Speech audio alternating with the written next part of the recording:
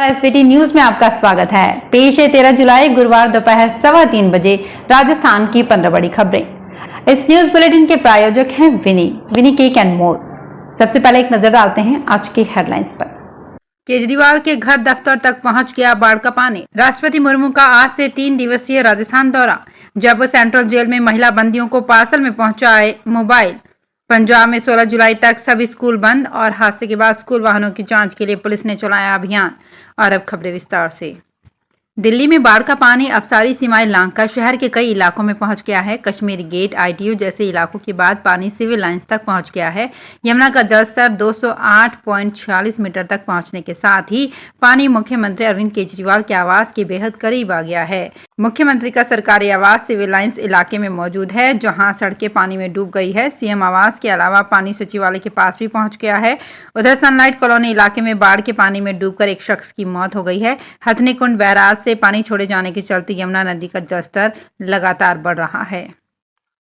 राष्ट्रपति द्रौपदी मुर्मू का गुरुवार से 3 दिवसीय राजस्थान दौरा प्रस्तावित है। राष्ट्रपति की 13 से 15 जुलाई तक प्रस्तावित राजस्थान यात्रा की तैयारियों को अंतिम रूप दिया जा चुका है।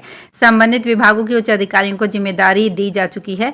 सूत्रों की माने तो राष्ट्रपति मुर्मू स्पेशल प्लेन से गुरुवार शाम को जयपुर पहुंच सकती हैं। 14 जुलाई को जयपुर में विधानसभा की कार्यवाही में शामिल होने के बाद राष्ट्रपति सीकर खाटू श्याम जी के दर्शन के लिए भी जा सकती हैं। खाटू श्याम जी में सुरक्षा एजेंसियों ने जांच पड़ताल की है। जयपुर सेंट्रल जेल में मोबाइल मिलने का सिलसिला रुकने का नाम नहीं ले रहा है। इस बार जेल में मौजूद महिला बंदियों से कांटेक्ट के लिए पार्सल में मोबाइल पहुंचाए गए। जेल प्रशासन को पैकेट में सिम कार्ड लगे 3 टच स्क्रीन सेलफोन और चार्जर मिले हैं। लालकोठी थाने में जेल प्रशासन की ओर से रिपोर्ट दर्ज करवाई गई है।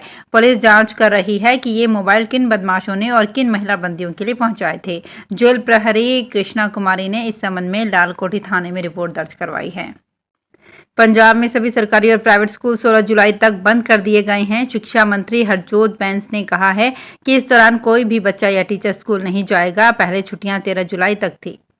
पोखरण में बुधवार को स्कूल बस हादसे के बाद पुलिस ने आज सुबह स्कूल वाहनों के दस्तावेजों की जांच के लिए अभियान चलाया है।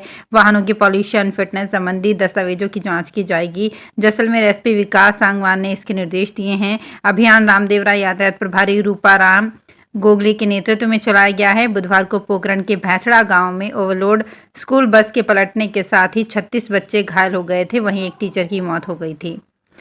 हरियाणा के कई जिले बाढ़ से प्रभावित हैं। घग्गर नदी में इस समय 86,000 क्यूसेक पानी प्रवाहित हो रहा है। सिरसा में घग्गर का जलस्तर बढ़ गया है। यहां आज नदी में पानी 16,000 क्यूसेक पहुंच गया। जलस्तर बढ़ने पर ओट हेड में से राजस्थान साइफन की और करीब 7600 क्यूसेक पानी छोड़ा गया है।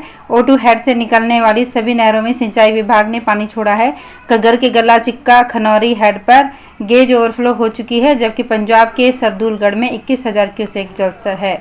गुरुग्राम में भूमि घोटाला मामले में सुप्रीम कोर्ट ने पुलिस कमिश्नर को SIT बनाकर 2 महीने में जाँच पूरी करने के निर्देश दिए हैं। कोर्ट ने कहा है कि SIT का हेड डिप्टी SP रैंक से कम का अधिकारी नहीं होना चाहिए। आपको बता दें कि इस मामले में रजिस्ट्री कार्यालय के अधिकारियों की मिलीभगत से एक वृद्ध NRI दंपति धोखा देने का आरोप है। भूमि की कीमत 60 करोड़ रुपए बताई गई है। जस्टिस सूर्यकांत की अध्यक्षता वाली बेंच ने जाली दस्तावेज बनाने के आरोपी की जमानत भी कैंसिल कर दी है।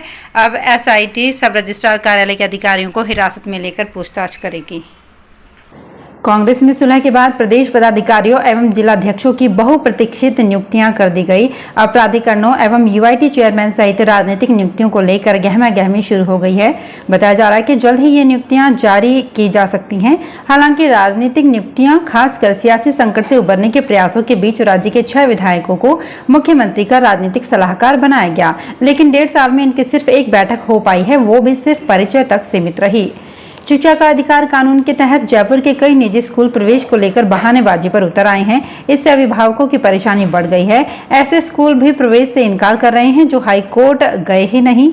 पिछले दिनों हाईकोर्ट ने 3 निजी स्कूलों को प्रवेश से राहत दी थी, लेकिन इसके आड़ में अन्य कई निजी स्कूल भी प्रवेश देने में आनाकानी कर रहे हैं। इससे अभिभावक परेशान हैं। उनको समझ RTE की लॉटरी के बाद पिछले दिनों शिक्षा विभाग ने 76,000 बच्चों को ऑनलाइन प्रवेश दिया था। कई निजी स्कूल ऐसे हैं जो दस्तावेज लेने से इनकार कर देते हैं। इससे प्रवेश का मामला अटका हुआ है।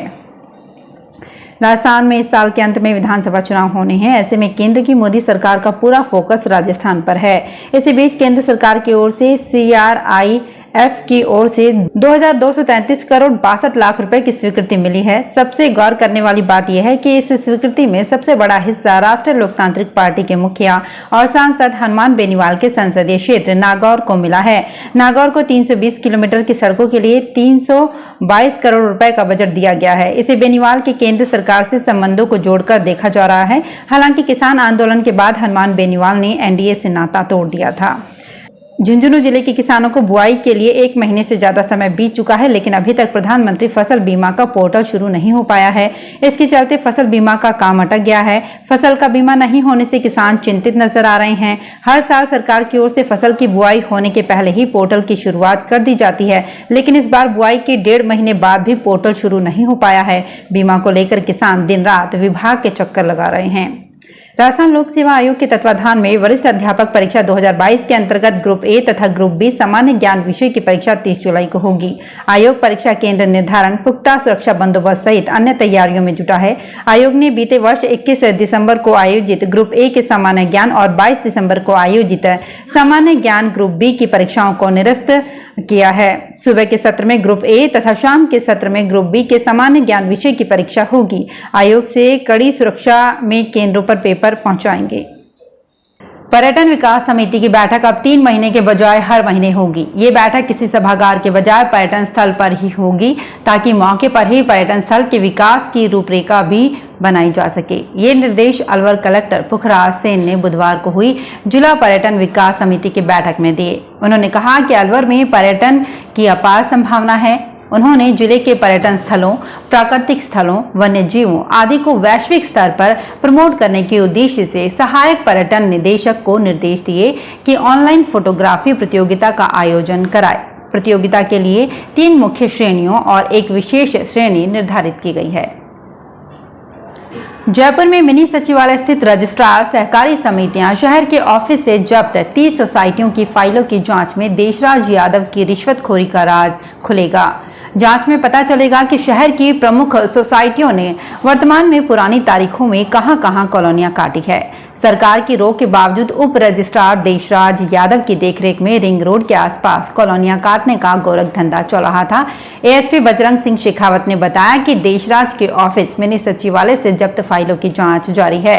साथ ही देशराज यादव के द्वारा मुथूट कंपनी में गिरवी रखे गए सोने के बारे में जानकारी जुटाई जा रही है। अभी तक आपने आए दिन फ्लाइट्स को रद्द होते हुए सुना होगा, लेकिन अब रेलवे ने भी एक साथ 14 ट्रेनों का संचालन रद्द कर दिया है। संभवतः ये पहली बार हो रहा है जब रेलवे ने कम यात्री भार की वजह से ट्रेनों को रद्द किया है। सूत्रों की माने तो इनमें लंबे समय से 25 से 30% ही यात्री भार रहता है। रिजर्वेशन एक्सपर्ट अजय कश्मीरी बताते हैं कि ये सभी स्पेशल ट्रेनें हैं। रेलवे बोर्ड के एक वरिष्ठ अधिकारी ने नाम प्रकाशित नहीं करने की शर्त पर बताया कि हाल ही में रेलवे ने निर्णय किया था कि जिन चेयर कार श्रेणी की ट्रेनों में यात्री भार 50% से कम है, उनमें किराया 25% कम कर दिया जाए। तो फिलहाल इस बुलेटिन में इतना ही। फिर हाजिर होंगे कुछ और बड़ी खबरों के साथ। अगर आप भी अपने आसपास की छोटी बड़ी और महत्वपूर्ण खबरों से अपडेट रहना चाहते हैं तो सब्सक्राइब कीजिए हमारे चैनल SPT न्यूज को और प्रेस कीजिए बेल आइकन पर।